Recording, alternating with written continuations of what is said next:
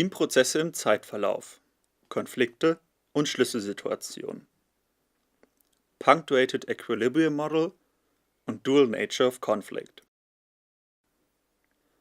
Jeder von uns hat schon einmal in der Gruppenarbeit erlebt, wie sich sein Team über die Zeit entwickelt und gemerkt, wie konfliktreich Gruppenarbeit sein kann. Wir werden diese beiden Aspekte, Team- und Konfliktentwicklung, miteinander verbinden, indem wir die Theorie der Dual Nature of Conflict von Karen Jane in das Punctuated Equilibrium Model von Connie Gersig einbetten.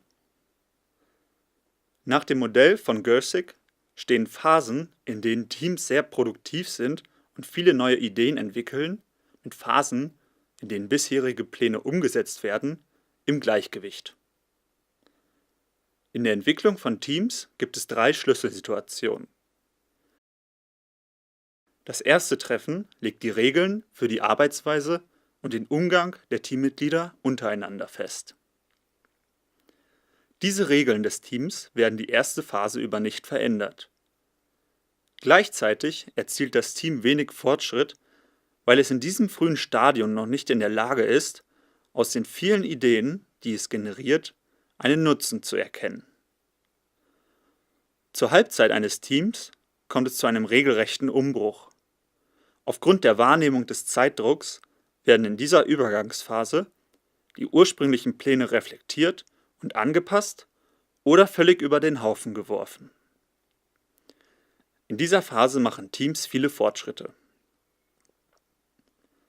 Die zweite Phase des Teamverlaufs ist wiederum dadurch gekennzeichnet, dass die Ideen aus der Übergangsphase umgesetzt werden. In der Abschlussphase des Teams werden letzte Anstrengungen zur Vollendung und Präsentation der Arbeit nach außen vorgenommen. So eine Teamentwicklung findet aber nicht ohne Konflikte statt. Jane unterscheidet 3 Arten von Konflikten in Teams: Aufgabenkonflikte, Prozesskonflikte und Beziehungskonflikte. Ein Aufgabenkonflikt beschreibt die Wahrnehmung unterschiedlicher Ansichten und Meinungen über die Gruppenaufgabe. Prozesskonflikt beschreibt unterschiedliche Auffassungen darüber, wie ein Aufgabenziel erreicht werden soll. Insbesondere besteht Uneinigkeit darüber, wie Pflichten und Ressourcen im Team verteilt werden sollen. Beziehungskonflikte sind durch interpersonelle Differenzen sowie durch Gefühle von Spannungen und Reibungen innerhalb des Teams gekennzeichnet.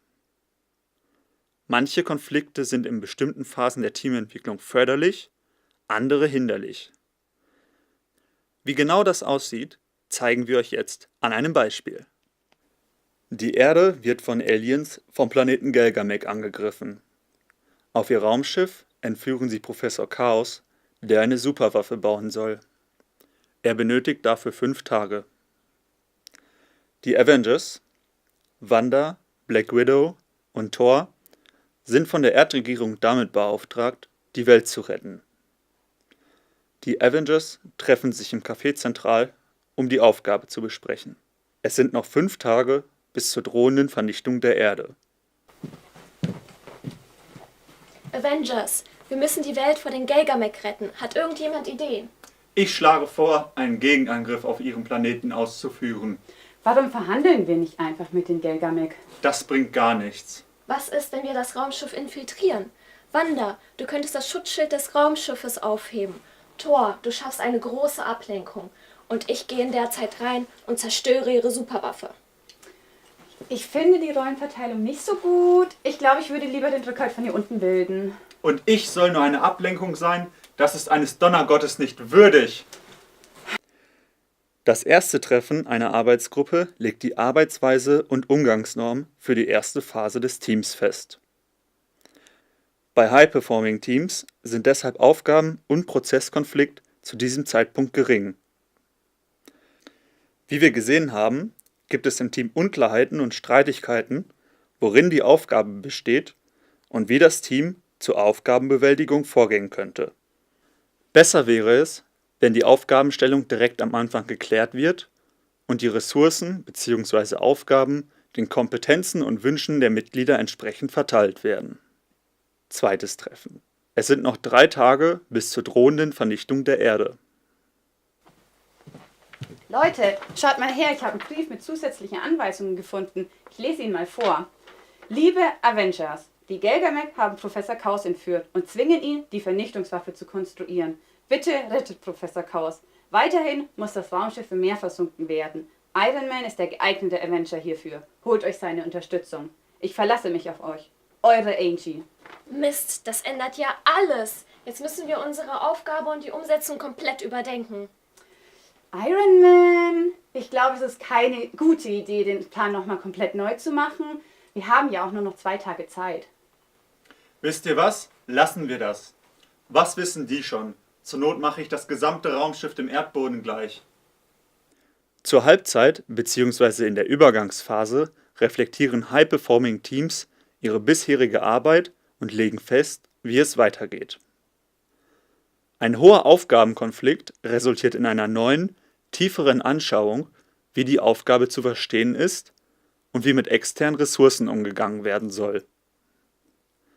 Die Wahrnehmung des Zeitdrucks ist essentiell zur Einleitung der Übergangsphase. Unsere Helden betonen zwar den Zeitdruck, integrieren aber nicht die neuen Anweisungen aus dem Brief und verpassen so die Chance der Übergangsphase. Besser wäre es gewesen, wenn die Helden den Plan nochmal überdacht und anhand der neuen Informationen bzw. der externen Ressource, dem Einsatz von Iron Man, angepasst hätten. Dadurch würden sie die Aufgabenstellung angemessen weiterverfolgen. Drittes und letztes Treffen. Maximal sind noch 2 Stunden, um die Menschheit zu retten. Leute, wir können den Brief nicht einfach ignorieren. Genau, was haltet ihr davon, wenn wir den Gelgamek die Rohstoffe für den Bau der Superwaffe stehlen? Jetzt ist es viel zu spät, darüber nachzudenken. Wir hätten den Plan einfach anpassen sollen, als wir den Brief entdeckten. Nur weil Iron Man dich sitzen gelassen hat, wolltest du nicht mit ihm zusammenarbeiten, Wanda. Das stimmt doch gar nicht. Du bist nur eifersüchtig.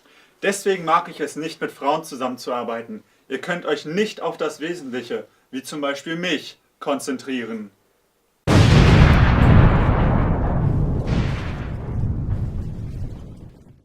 In der Abschlussphase unternimmt das Team letzte Anstrengungen, um die äußeren Erwartungen zu erfüllen. Aus diesem Grund ist in High-Performing-Teams der Prozesskonflikt relativ hoch. Weiterhin werden die positiven, aber auch die negativen Konsequenzen vorheriger Entscheidungen deutlich. Daraus können Beziehungskonflikte, wie zum Beispiel Schuldzuweisungen, entstehen, welche aber so gering wie möglich sein sollten. Bei unseren Helden ist deutlich zu sehen, dass die negativen Konsequenzen der Entscheidung, den Brief zu ignorieren, sie einholen und sie mit Schuldzuweisungen beginnen. Außerdem wird im letzten Moment ein neuer Vorschlag eingebracht. Besser wäre es, wenn nach der Übergangsphase keine fundamental neuen Vorschläge zur Aufgabe eingebracht, sondern die vorhandenen Lösungsansätze für die Ausführung und Präsentation nach außen verfeinert werden. Schuldzuweisungen sind ebenfalls zu vermeiden.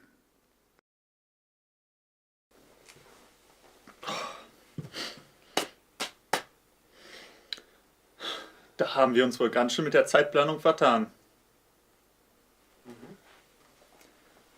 Ja? Guti.